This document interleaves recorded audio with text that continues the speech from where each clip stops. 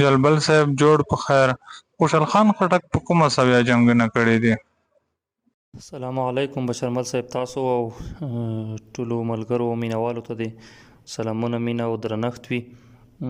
تاسو د خوشحال خټک اړوند پوښتنه کړې وه. خوشحال خټک په پښتو ژبه کې یو ډیر ستر شخصیت، هغه که د تورې دی او که د قلم دی، هغه که د ادب دی او که د وینا دی، هغه که د واعظ دی او که د جګړې د اصولو دی، د ټولو برخو یو ستر انسان په پښتو ژبه کې په تاریخ کې او د پښتنو په ټولنیز ژوند کې تیر شوی دی. خوشحال بابا ته موږ تل څو اړخیز شخصیت وایو، په همدې وجه چې خوشحال بابا په دیرو او حجرو کې د ټولنیز اړخه یو قومي مشر او د پښتنو په اصطلاح د پنځو سړی و. په ادبي حلقو کې یو ښه ادیب او ښه شاعر و، پر منبر یو ښه واعظ و. په جګړو کې د مغولو رقم ته د وخت د زبرځواکو سره یو جنګیدونکی سپاهي هم و چې خوشحال خان خټک ژوند د څو اړخیز کړی دی. بیا هم په دې کې د خوشحال بابا په هغه نن یو اړخ کې بیا هم ځینې خبرې شته. که د خوشحال بابا د نثر برخه راواخلو، خوشحال خټک یعنې که یو د ادبیاتو برخه یې راواخلو په هغې کې بیا نثر ته لاړ شو، خوشحال بابا چې په نثر کې کومې ځانګړنې لري په هغه وخت کې بل داسې څوک نشته چې د خوشحال خټک رقم ته یې نثر لیکلی وي. او که بیا د خوشحال بابا هغه د نظم برخې ته راشو، خوشحال بابا په خپل وخت کې داسې یو شعر نظم ولیکه چې هغه خبرې چې خوشحال خټک وکړي په هغه وخت کې چا نه وې کړي، او په وروسته کې هم که کړي د خوشحال بابا په لاره او په سک بتلل. هغه مصطفی سالک به یوه خبره کوله چې که څوک په پښتو ژبه کې تورد نه مني نو که قلم پورته کوي د خوشحال بابا سره به ټکر وي، ځکه خوشحال بابا په پښتو ژبه کې ټولې هغه خبرې کړي دي چې پښتنو ورته اړتیا لرله او یا یې کولې. د سریزې یا مقدمې په ډول که د خوشحال بابا اړوند ډېر بحث هم وکړو بیا هم لږ دی، خو زه به داسې په لنډ ډول هغه تاریخچه لنډه بیان کړم. کله چې مغول او یا په لویه کې چنګیز راپورته شو او د منځنۍ اسیا ډیرو برخو ته یې لاس واچوه، نو د منځنۍ اسیا ډیر هیوادونه یې په پرله پسې ډول نیول تر دې پورې چې د افغانستان او د شاوخوا هیوادونه یې ټول تر خپلې ولکې لاندې راوستل. خو بالاخره د وخت په تیریدو سره چنګیز دی او په همغه د دوی په کورنۍ کې د عمر په تیریدو سره چنګیز د له منځه ځي او نور راځي تر دې پورې چې بابر دی او اکبر بادشاه دی ته وار رسیږي. هغوی ته چې په هندوستان کې خپل د ځان لپاره د بادشاهۍ لپاره یو مرکز ټاکلی دی، نو د سیمې هیوادونه په تیره بیا افغانستان ورته مهم دی، ځکه دلته مواصلتي لارې او هغه د زراعت او د اقتصاد له مخې دا ډیر مهم و چې دی باید د خپل کنټرول لاندې راوستی وای، ځکه اخوا هندوستان و د افغانستان دیخوا بیا د افغانستان په شمال کې د منځنیو هیوادونو ته دوی غوښتل چې اوسنۍ منګولیا یا مغولستان چې ورته وایي دا د چنګیز دی یا د مغولو اصلي ټاټوبی و.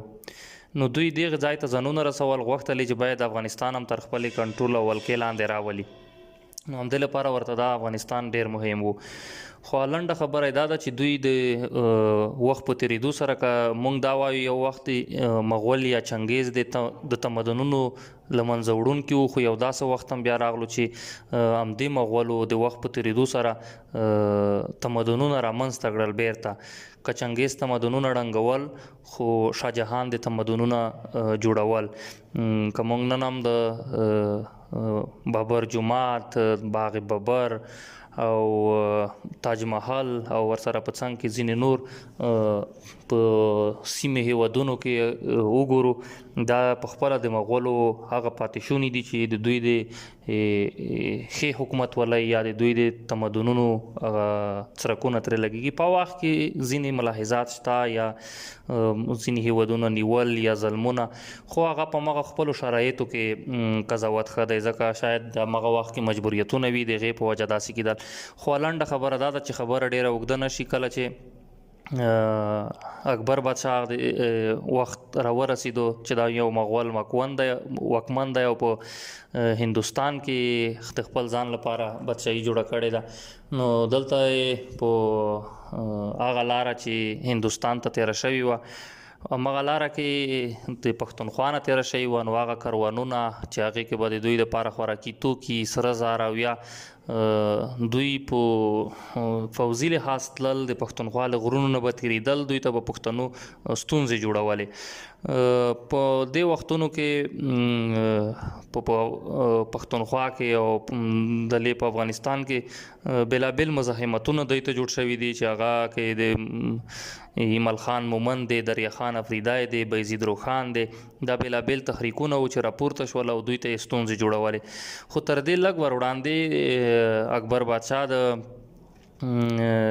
یو پښتون چې هغې ملکه کوړه نومیږي د هغې لپاره یو بندوبست وکړ. هغه ته یې ځینې ځمکې په جاګیردارۍ کې ورکړې، ځینې د پټکونو ملیې ورته ورکړې او له خپل دربار نه یې د مشرۍ حکم ورکړ او بالاخره یې د خوشحال خټک نیکه ملکه کوړی دا یې له خپل اړخه مشر کړو او په پښتنو کې دا وټاکلو چې ته به د دې منطقې واکمن وې. نو دې سره یوسفزیو مخالفت وکړ ځکه یوسفزیو او خټکو به تر دې وړاندې هغه کاروانونه چې هندوستان ته به له منځنۍ اسیا نه په پښتونخوا تېرېدل، دوی خټکو یوسفزیو یا په عموما کې پښتنو به دا کاروانونه له منځه وړل. خو دوی دغه کله چې خټکو دغه ساتنه په خپل لاس کې واخیسته چې د مغولو نه به ساتنه کوو او د هغه که یوسفزي وي که بل هر څوک وي چې په مغولو بریدونه کوي د هغې دفع به یایو. په دې سره یوسفزي ډېر زیات خفه شول، دوی ته راغلل چې مغول یو پردی قوم دی، یو پردي خلک دي، د دې په ځای چې موږ سره یې په له منځه وړلو یا په مزاحمت کې برخه واخلی ننګه خو مه پرې کوئ. خو د خوشحال خټک جد ملکه کوړي همدې ته غاړه کېښوده او پښتانه په خپلو منځونو کې سره ښکر شول او تر ډېرې وختونو پورې د مغولو په دفاع کې د اکوړه د کورنۍ له اړخه یا د خټک د کورنۍ له اړخه ځینې به یې ورسره جوړ نه وي، خو په لویه کې د ملکه کوړي تر سیوري لاندې چې څوک راټول شول هغه د مغولو په ننګه او د پښتنو په ضد ودرېدل. په ضد یې په دې معنا و چې هغه چا به چې د مغولو کاروانونو ته زیان رسولو نو هغه به ملکه کوړي او د هغې تر سیوري لاندې کسانو هغوی ته ستونزې جوړولې. بیا کله چې ملکه کوړه او ملکه کوړه وخت په تېرېدو سره له منځه ځي، بیا د خوشحال خټک نیکه یحیی خان بیا تر هغې وروسته شهباز خان دا په وار سره د مغولو په خدمت کې دي او د پښتنو په مخالف اړخ کې ولاړ دي، تر دې پورې چې د خوشحال خان خټک پلار شهباز خان د ځینو پښتنو قبایلو د ټکولو لپاره خپله خوشحال خان خټک ورسره دی، د مغولو په ننګه پښتانه ټکوي. خو بیا وروسته شهباز خان هم په یوه د پښتنو سره په یوه جنګ کې زخمی کېږي، یو څو ورځې وروسته وفات کېږي. مغول بیا هم له خپل دربار نه خوشحال خان خټک ته د مشرۍ سند رالیږي او خوشحال خان خټک د خپل قوم مشر کېږي. خوشحال هم د مغولو په ننګه د پښتنو پر وړاندې درېږي، تر دې پورې چې په هندوستان کې شاهجهان چې یو ډېر بانظمه او بدسپلینه پاچاهي رامنځته کړې وه هغه ناروغ کېږي او د خپلو زامنو ترمنځ یو اختلاف جوړیږي. دارشکو، شجاع الدوله، اورنګزیب او مرد بخش دوی چې څلور واړه سکا ورونه دي او د شاهجهان زامن دي، په خپلو منځونو کې د واک په سر شخړه کوي. بالاخره اورنګزیب د خپل چل فریب او د خپل چالاکه فکر له مخې دوی ټول له منځه وړي او بالاخره خپل ځان د هندوستان د مغولو اړخه د هندوستان پاچا اعلانوي. نو بیا اورنګزیب باچا کیږي او یو وخت سره د خوشحال خان خټک د نیولو پریکړه کوي. نو خوشحال خان خټک بیا په هندوستان کې یو جیل ته لیږدوي. هلته شاوخوا تقریبا 15 کاله بند او نظربند تیروي. تر هغې وروسته خوشحال خان خټک له زندانه راوځي. خوشحال خټک په دې وختونو کې چې د مغولو په ملازمت کې دا هم په پښتو کې ډېر عالي شعر لیکلی دی او د پښتنو په ننګه او د پښتنو د ژبې د بقا د دوی د فرهنګونو لپاره خوشحال خټک ښه شعر لیکلی دی. کله چې اورنګزیب بندي کړم خوشحال خټک یو شعر لیکلی و پروردکه د مغولو په نمک یم د اورنګ له جوره هم تر غرې وډک یم په ناحق کې په زندان کړم یو څو کاله خدای خبر دی که په خپله ګناه شک یم. نو خوشحال خټک خپله هم ویلی دي چې ما خو د مغولو لپاره خدمت کولو نو بیا زه اورنګزیب ولې بندي کړی یم او د خپله هم ویلی دي چې زه په دې خبر نه یم. وروسته یې په همدغې شعر کې بیا خوشحال خټک یو شعر هم دی چې په پښتنو کې ډېر مشهور دی د افغان په ننګ مې وتړله توره ننګیالی د زمانې خوشحال خټک یم. کله چې خوشحال خټک په زندان کې شاوخوا 15 کاله تیر کړل تر هغې وروسته د ده یوه ملګري چې هغه مغول و محبت خان نومیدو هغه په پښتونخوا کې د مغولو د طرف نه هم د خوشحال خټک سره په څنګ کې یو حاکم مقرر شوی و. نو دا د خوشحال خان خټک چې د محبت خان ملګری و د محبت خان د مغولو په خپل دربار کې ځان پسې ستړی کړو یوه اندازه د وخت طلاوې او یا شتمني پسې مصرف کړه او خوشحال خټک یې له زندان نه راخوشی کړ. نو کله چې خوشحال خان خټک له هندوستان زندان نه د پښتونخوا په لور روان و محبت خان ورته وویل چې دلته یوسفزي دي یوسفزیو موږ ته ډېر ستر خنډونه جوړ کړي دي. نو خوشحال خټک چې کله مغولو ونیو په همغه وخت کې د دوی غور نیکه د دوی نیکه د پلار او خپله خوشحال خان خټک له یوسفزیو سره د 4 پخته جنګونه کړي وو. دی د مغولو په ننګه کړي وو او د پښتنو په خلاف یې کړي وو. نو خوشحال خټک په دې پوهېدو چې که زه په خپله کورنۍ کې ونیولی شم زموږ کورنۍ به له ډېرو ستونزو سره مخ شي. بیا کله چې اورنګزیب بندي کړ نو یوسفزیو یو ډېر غیرت وکړ. هغه دا و چې کله چې یوسفزي خبر شول چې خوشحال خان خټک نیول شوی دی او د مغولو له طرف نه دوی ته ملازمت هم کولو بیا هم نیول شوی دی نو د یوسفزیو مشران او ځوانان سره راټول شول او خوشحال خان خټک دوی کلي ته لاړل. هلته یې خوشحال خان خټک دوی کورنۍ او د دوی چاپېره شاوخوا 100 کورنۍ یې له ځان سره واخیستې او یوسفزیو ته یې یوړې. هلته یې کورونه ځمکې ورکړل او ورته ویل چې موږ پښتانه یو او لکه پردیو چاته که موږ سره دښمني هم کوئ موږ پردیو ته تاسو نه ورکوو. په دې باندې چې کله خوشحال خان خټک په زندان کې خبر شو چې یوسفزیو دومره غیرت کړی دی نو ډېر زیات متاثره شو. نو کله چې خوشحال خان خټک له زندان نه راخوشی کېدو په هماغه وختونو کې د یو شعر لیکلی و چې پس له بنده دی د اعظم د خوشحال د خاطر جزم یعنی ولی مخمکې ته یا مغولو سره رزم. نو ده خو دا هوډ کړی و چې یا به مغولو سره جنګېږم او یا به ګني له دې وطنه تښتم ځکه ده به دلته د سترګو غړولو ځای نه لرم. خو کله چې خوشحال خان خټک د محبت خان چې یو مغول و د هغې له لوري راخوشی شو نو په لاره کې را روان دي او محبت خان ورته وایي چې دې ځای کې به یوه کلا جوړه کړو چې هغه د یوسفزیو یا د نورو هغو پښتنو چې مغولو دولت ته مزاحمت کوي د هغوی د ټکولو لپاره به دا ځای مناسب وي. نو خوشحال خان خټک هماغه ځای کې د دې مخالفت کوي ورته وایي چې زه تر دې وروسته د مغولو په ننګه نه بلکې زه به د پښتنو په ننګه درېږم. هغه یو بیت هم دی چې د لنګرکوټ مغولو ساز کړ زه په ننګه د افغان. نو خوشحال خان خټک تر همغې ورځې وروسته د پښتنو په ننګه او د مغولو پر خلاف ودرېدو. خوشحال خان خټک که مونږ په دې وایو چې خوشحال خان خټک خو دا خو مغولو ته ډېر کار کړی دی که مونږ تاسو په دې افغانستان کې هغه څوک په ګوندي لحاظ چې د دوی پلرونه په یو ګوند کې وي زمنې او نوره کورنۍ ختمن په همغه کې وي. نو خوشحال خان خټک غور نیکه پلار او خپله دې په همدې کې رستر شوی و په همدې کې پلل شوی و. ضرور به د وخت د شرایطو له مخې یوه اندازه داسې تاثیر غورځي چې خوشحال خان خټک شاید د مغولو په ملازمت کې راپورته شوی وي. خو خوشحال خټک د مغولو خلاف او وروسته یې د مغولو سرسخته مخالف و.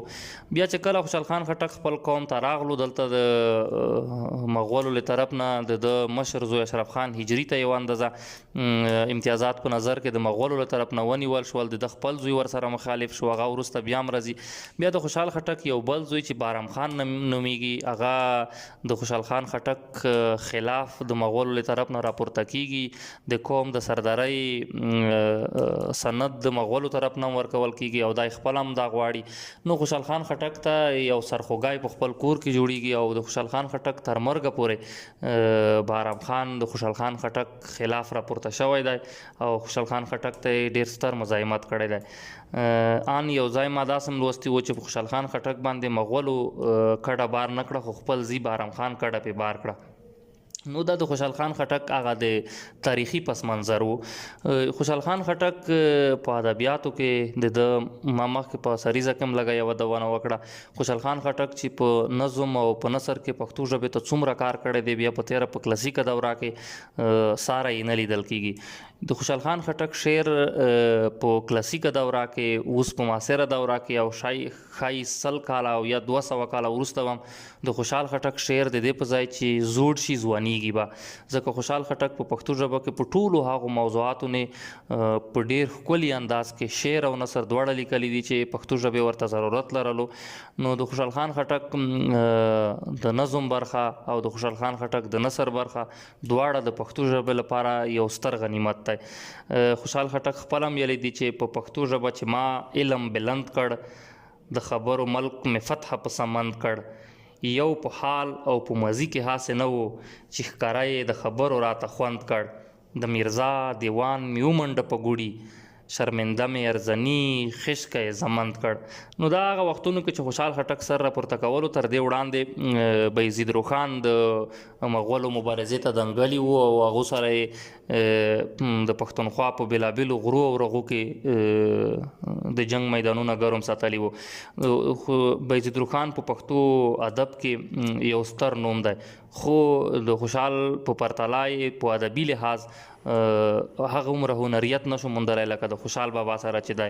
هلته که شعر دی او که نثر دی، د بایزید روښان مساجا نثر دا خبره خوشحال خټک ورماته کړه. هغه نثر چې د بایزید روښان له طرف نه مساجا شوی و، خوشحال خان خټک بیرته په دستارنامه کې چې په زندان کې ولیکله ساده نثر ولیکلو. او هغه شعر چې دی و ګوندیز یا په لویه کې د بایزید روښان د تصوف او عرفان د خلکو لپاره یوازې د یوه پیغام د رسولو لپاره ترتیب شوی و. خوشحال خان خټک همغه خبرې ټولې ورماتې کړې. یعنې که داسې ووایو هغه شعر چې خوشحال خان بایزید روښان دوی لیکلو یوازې یو پیغام به یې رسولو. مثلا که یو غزل یو شعر به پیل شو، تر پایه به د تصوف او د عرفان خبرې پکې وي. خو خوشحال خټک په پښتو ژبه کې په هغه وخت کې داسې یو شعر ولیکلو چې په شعر کې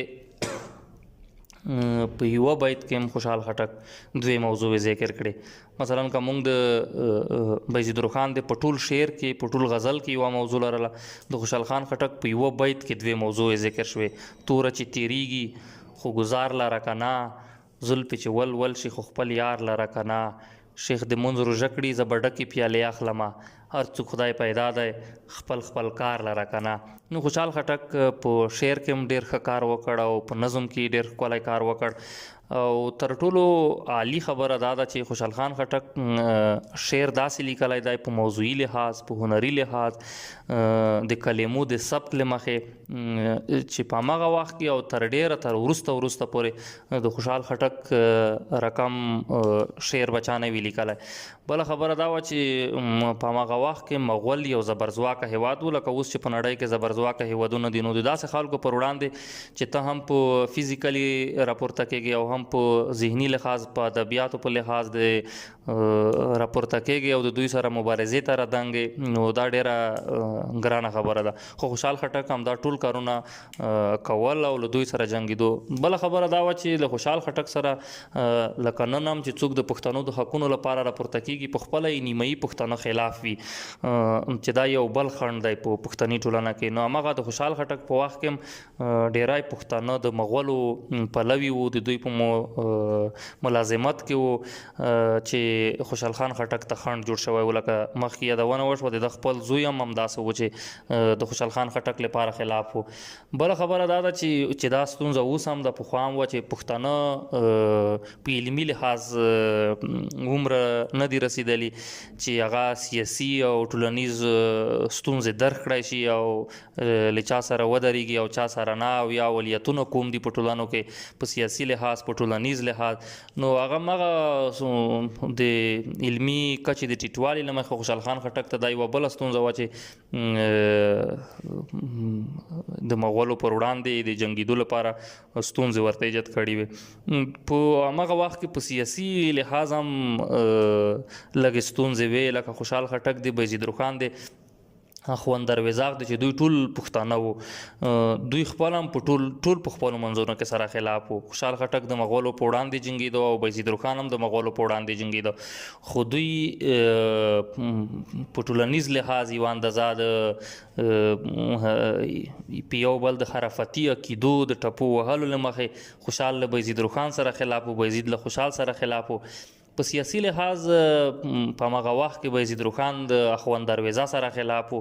اخوند درویزه تقریبا لکه د مغولو د دربار یو سړی و او بایزید روښان ځان د پښتنو مشر ګڼلو. نو دا په همغه وختونو کې دا هغه ستونزې وې چې په سیاسي او ټولنیزو اړخونو کې د مغولو د مبارزې لپاره ستونزې جوړې کړې وې. په هر لحاظ خوشحال خان خټک په تاریخي لحاظ یو بیل بحث دی او دا یو پیچلی بحث دی، خو په ادبي لحاظ خوشحال خان خټک په پښتو ژبه باندې بیا هم وایم چې یوه ستره لورینه ده د الله تعالی له لوري چې په پښتو ژبه کې خوشحال خان خټک شعر کوم لیکلی دی او نثر یې لیکلی دی. په دومره لنډو تنګو خبرو کې به د خوشحال خټک دوی په بیتونو او په نثر په ځانګړتیاو باندې بحث کول ګرانه خبره وي. هغه د حمزه بابا یو کتاب ما کته د خوشحال خان خټک په یو بیت نه لیکلی و. مونږ په پښتو ژبه کې داسې وایو چې عبدالرحمن بابا د صوفي شاعر دی، خوشحال خان خټک په لویه کې مونږ یو ملي او حماسي سبک یادوو او رحمان بابا تصوفي. خو دا د خوشحال خان خټک یو بیت د حمزه یو کتاب لیکلی دی، په هر څه کې ننداره ده هغه مخکم چې له ډېرې پیدایه ناپدید دی. دا د خوشحال بابا یو بیت دی چې د وحدت الوجود د فلسفې اړوند حمزه یو کتاب پې لیکلی دی. یعنې د خوشحال بیتونه او د خوشحال د نثر ځانګړتیاوې ډېرې عالي دي.